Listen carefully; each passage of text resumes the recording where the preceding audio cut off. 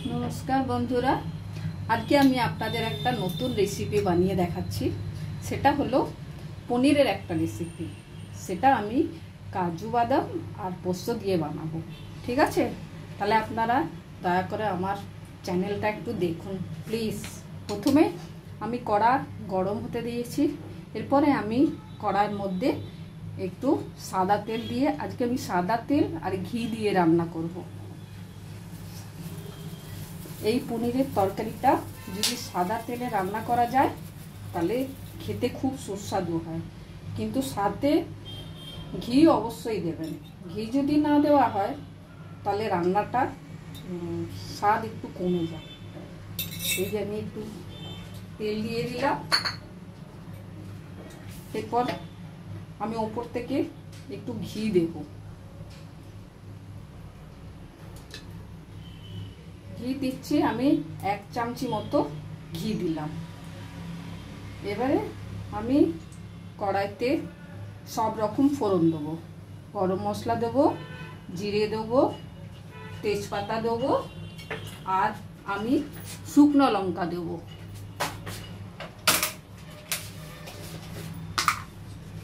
ফোড়ন ঠিকমতো দিলে রান্নার স্বাদটা একটু ভালো হয়। দিয়ে দিলাম। এরপর ফোড়নটা একটু 2 মিনিট ফুটে গেলে একটু যেই ফুটবে আমি সঙ্গে সঙ্গে এর মধ্যে পেঁয়াজটা একটু ভাজা শুরু করব। পেঁয়াজটা দেখব যে একটু লাল লাল লাল ভাব হবে, তারপরে এর পরের ইনগ্রেডিয়েন্টগুলো আমি দেওয়া শুরু করব। এই আমি পেঁয়াজ দিচ্ছি।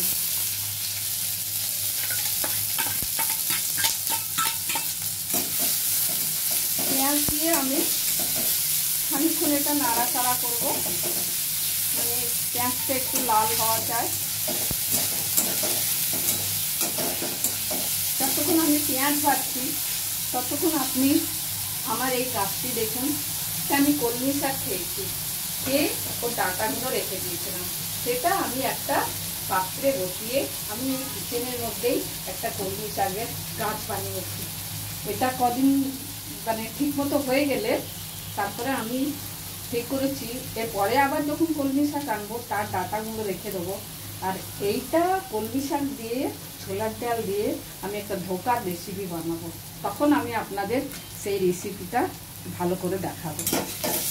এখন আমার পেঁয়াজটা ভাজা হচ্ছে, পুরো ভাজা হয়নি, একটু লাল লাল ভাজা হতে হবে, না হলে পেঁয়াজের কাঁচা কাঁচা স্বাদ থেকে যাবে। পেঁয়াজগুলো আমি কুচি কুচি করেই কেটেছিলাম, বেশি বড় করে যদি কাটি তাহলে আবার সেটা দেখতে ভালো হবে না, ঝোলের মানে যেই আমি গ্রেভিটা বানাবো তার উপরে ওটা ভেসে উঠবে। এটা আমার একটু ফুটতে একটু সময় লাগছে। এটা ভাজা ভাজা হয়ে গেলে আমি এর উপরে দেব লঙ্কা বাটা আর একটু আদা বাটা দিয়ে এটা ভালোভাবে আমি নাড়ব। নাড়ার পরে আমি এটা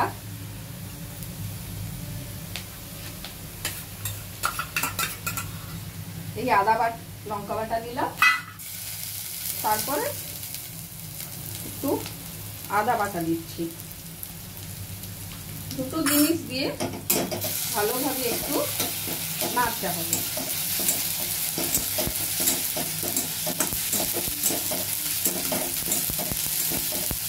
বন্ধুরা, এই যে আমি লঙ্কা বাটাটা দিলাম ওটা একটু লেগে যাচ্ছে, কেননা লঙ্কা বাটা তো একটু মিহি হয়, সেই জন্য ওটা একটু লেগে যাচ্ছে।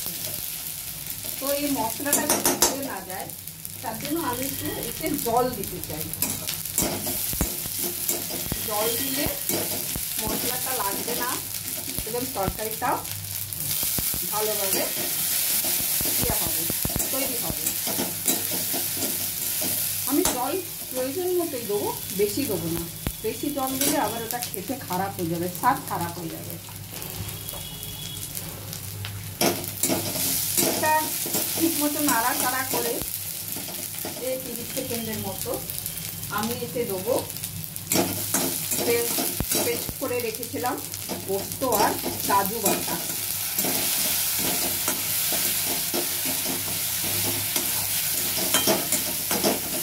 পোস্ত কাজু বাটাটা আবার লেগে যাচ্ছে। এখন আমাকে এর মধ্যে আবার একটু জল দিতে হবে। জল না দিলে এটা আবার আমার লেগে যাবে। এটা আমাকে ততক্ষণ রান্না করতে হবে যতক্ষণ না এর থেকে একটু তেল ছেড়ে আসবে। তেল ছেড়ে আসা পর্যন্ত এটাকে আমাকে বানাতে হবে। গতকাল আমি একটা খুব ভালো রেসিপি বানিয়েছিলাম, কিন্তু আমার সময়ের অভাবে আমি এটা দিতে পারিনি। ওটা হলো ডিমের ভুজিয়া বানিয়েছিলাম অনেক রকম ভেজিটেবল দিয়ে। ওইটাও খেতে খুব স্বাদ হয়। একটু জল দিচ্ছি, না তো পোস্ত একদম লেগে যাবে।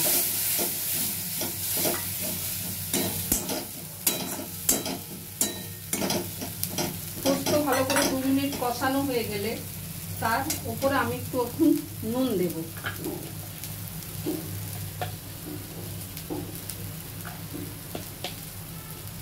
আর একটু মিষ্টিও দেবো, কিন্তু আমি দইয়ের মধ্যে একটু চিনি দিয়ে আমি দইটা ফেটিয়ে রেখেছিলাম, তো আমি একটু চিনি কমই দেবো, বেশি দেবো না, একটু চিনি দেবো।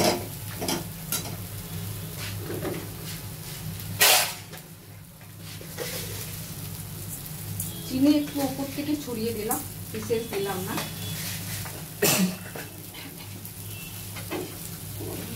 এরপর আমি পনিরগুলো কেটে দিয়ে দিলাম।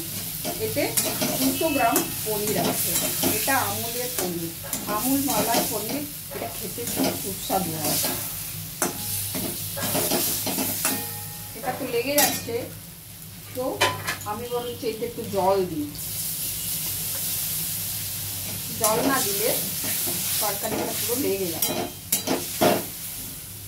আর তরকারিটা একটু দেখতে সাদা সাদা ভাব থাকবে। এতে কোনো হলুদ, কোনো কালার আমি দিচ্ছি না। কালার দিলে তাহলে এটা আবার অন্য স্বাদ হয়ে যাবে।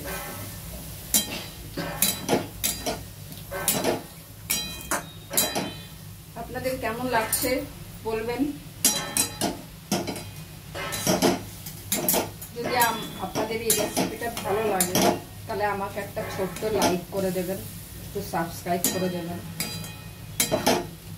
এরপরে আমি পরের ভিডিওটা খুব সুন্দর করে আপনাদের প্রেজেন্ট করব।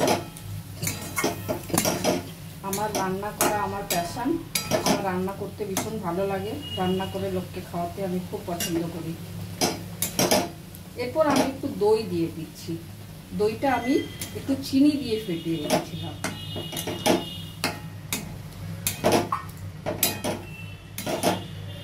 সবকিছুই মোটামুটি দিয়ে দিয়েছি। 2 মিনিট, একটু 1 মিনিট কমসে কম ফুটতে দিই। ফোটা হয়ে গেলে এটা আমাকে একটা পাত্রের মধ্যে ঢালতে হবে। এই পাত্রটার মধ্যে ঢেলে তারপরে এটাকে আমি সার্ভ করব। বন্ধুরা, আপনাদের কেমন লাগছে আমার রান্না?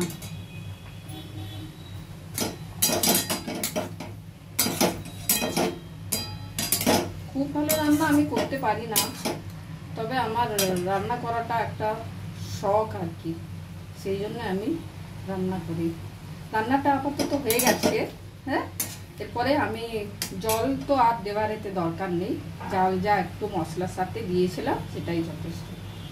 যদি আপনার রান্নাটা সত্যি ভালো লাগে তাহলে প্লিজ আপনি একটু লাইক শেয়ার করতে ভুলবেন না। আর এরপর দিয়ে আমি এটা সার্ভ করার জন্য প্লেটে ঢেলে দিচ্ছি।